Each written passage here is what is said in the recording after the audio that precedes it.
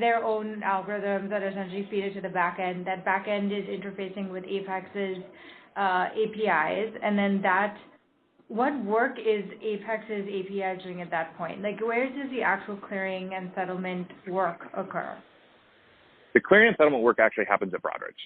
So in those examples specifically, Apex is doing almost no work. The value add that Apex is providing in those examples is that Apex owns the exchange membership, and Apex is talking direct to payment for order flow providers, negotiating those rates, and then sort of handling all the payment for order flow stuff, because Apex can aggregate more flow than just one of those groups can on their own. And so it can command better rates, right? So economies of scale there. The reality is in those two groups you mentioned, Apex is actually doing nothing unless those two groups want to trade direct on exchange. Because E-Trade, and E-Trade's maybe a bad example because they now self-clear, but let's use Ally. Because they are big enough, because they have sophisticated traders, Ally has their own margin system, so they don't actually use Apex's margin. And most of the other broker-dealers of Ally's ilk, so Options House before they were acquired, not sure who else would be, Tasty Trade would be another good one right now. They're going to have their own margin and trade systems themselves. And the only thing they don't own is a direct membership on an exchange. So they'll use Apex's licenses for that. But otherwise, they also have enough flow that market makers approach them directly and say, hey, I want to buy your flow direct from you.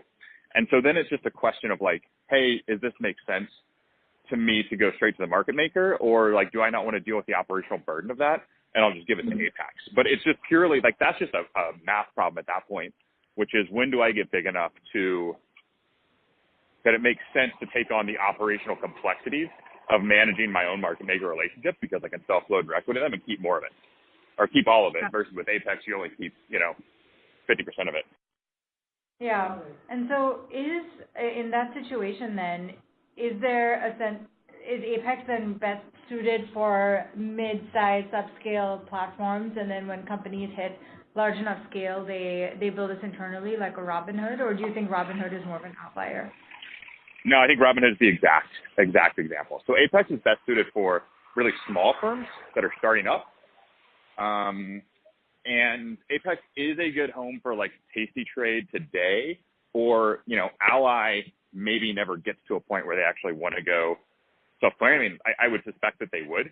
But for the most part, the arc of sort of an Apex correspondent life cycle is such that Apex is a great home for them to start their business. They start to grow. At some point, they hit some tipping point where it just doesn't make sense to continue to split revenues with Apex. It makes sense to in-house those. And at that point, they're either going to go omnibus, which is what Wealthmart did, or in the more rare case, they'll go self-clearing, which is what Robinhood did. And we can talk about Robinhood clearing in a bit, but they're going to be a really interesting tech competitor in this space. Got it. And so why one question that I have is why would they be using Apex at all? Like, doesn't Broadridge provide a license to trade as well? Yeah, so not really. So maybe a good example here is why would you use AWS versus rolling your own servers? And it's not a great analogy, but Apex has abstracted a lot of the complexity away from dealing with Broadridge. So it's just a nicer, cleaner interface, especially if you're a startup or a new business looking to get to market in a year. There's already so much other stuff you have to deal with to launch a brokerage, your broker-dealer license, all of, capital requirements, et cetera. Apex takes a lot of that away from you. And I would say that the other biggest reason is just that. It's licenses and capital requirements. Apex can sort of aggregate this across a bunch of clients and sort of put up its own capital relative to that. But if you're your own firm, it's kind of like, unless you're, like Tasty Trade is a good example where they had a founder who's done this a couple times. So one had money and could raise money. But outside of that, if you imagine Robinhood when they were starting, hard to just go raise $10 million to say, hey, I got to park 6 of it, at Broadridge or somewhere just as like sort of my capital requirement for my business. Also, I got to pay for a broker-dealer license, et cetera. And that's before you even got into hiring an eng team to build your product. So Apex sort of takes the cost of launching a brokerage from the startup's perspective. And, I would say drops it by like 60, 70%. Yeah. So we've